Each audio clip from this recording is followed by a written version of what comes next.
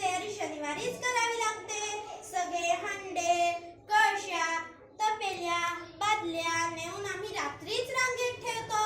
सकाळपासून आज थांबायचं.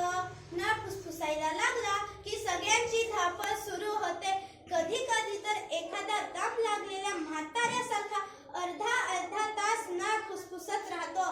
पाण्याऐवजी नुसती हवाच येत राहते. रत्ना, कुठे गेली होतीस? मागे बादली भरून वाहण्याचा आवाज येत होता. शी, ही पाण्याची कटकट कधी संपणार? कुणास ठाऊक. आम्ही पुढे जाऊ का? 5 मिनिट थांबा. आता पाणी जाईलच, मग सगळे सोबत जा. तुम्हाला सगळ्यांना पाण्याची कटकट वाटली. माझं तर 10वीचं वर्ष आहे. दर मंगळवारची सकाळ पाण्यात जाते. आईची दिवस पाळी असली की आम्हाला दोघांना पाणी भरायला लागतं. आणि शाळेत सर सांगतात, पाण्याची बचत करा, पाणी अडवा, पाणी जिरवा. पाण्याची बचत करायला पाणी आलं तर पाहिजे ना. पाणी अडवा म्हणजे या मोहनच्या घरच्या सारखं अडवायचं का?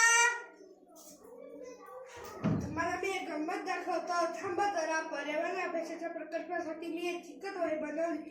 ती वाचा, म्हणजे पाण्याबद्दल बऱ्याच गोष्टी समजतील. सगळ्यांनी पटकन जाणार बा. दिवसभराची वही वाचायची आहे ना.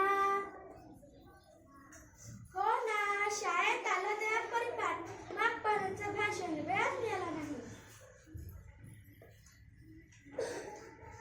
एखाद्या वर्षी खूप पाऊस पडतो तर कधी अगदीच कमी. जेव्हा कमी पाऊस पडतो तेव्हा कोरडा दुष्काळ पडतो. पाण्यासाठी वणवण करावी लागते. शेतीसाठी तर राहूनच द्या, पिण्यासाठी सुद्धा पाणी मिळेनासे होते. अन्नधान्य, जनावरांना चारा, वीज अशा अनेक समस्या निर्माण होतात. गावोगावी टँकरद्वारा पाणी पुरवठा करावा लागतो. या उलट जास्त पाऊस पडला की अनेक समस्या निर्माण होतात. नद्या, नाले, तलावात पूर येतो. शेते गळेशा पाण्याखाली जातात. पिके नष्ट होतात. आता मी सांगतो, जमिनीतून पाण्याचा उत्साह फार वाढला आहे. त्यामुळे भूजल पातळी खानावर चालली आहे. वाढत्या शहरीकरण व औद्योगिकरण यामुळे पाण्याचा वापर असाच राहिला तर लवकरच पिण्याच्या पाण्याची टंचाई निर्माण होईल. जमिनीतल्या खालावर चाललेली पातळी अशीच कमी होत राहिली तर पाणी संपून जाईल नाही का? पावसाळ्यात पडणारे पाणी असे जवळ जाते आणि उन्हाळ्यात नद्या, तलावात पाणी विहिरीत, खूप नदकामध्ये. म्हणूनच आपण पावसाचे पाणी वाया न घालवता जमिनीत मुरवायला हवे. वाहते पाणी अडवणे, जमिनीच्या टाक्या, शेततळे या सरोवरांमध्ये साठवायला हवे. एक प्रकारे ही जमीन ही पाण्याची बँक आहे. पाणी ही संपत्ती आहे. बँकेत भरून बचत केली तरच भविष्यात पाण्याचा पुरेसा पुरवठा होईल ना. आता माझा नंबर. स्वच्छ व निर्धोक पाणी हा आपल्या सगळ्यांचा अधिकार आहे.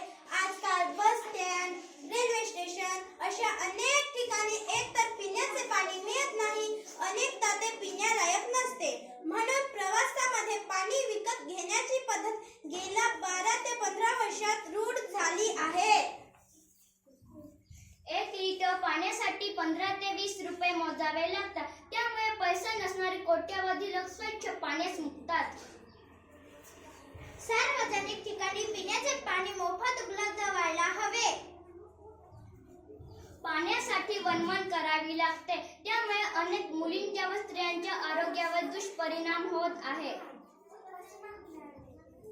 देशभरातल्या लाखो मुला-मुलींच्या शिक्षणावर परिणाम होत आहे. म्हणूनच म्हणतात, झाड तोडी मुळे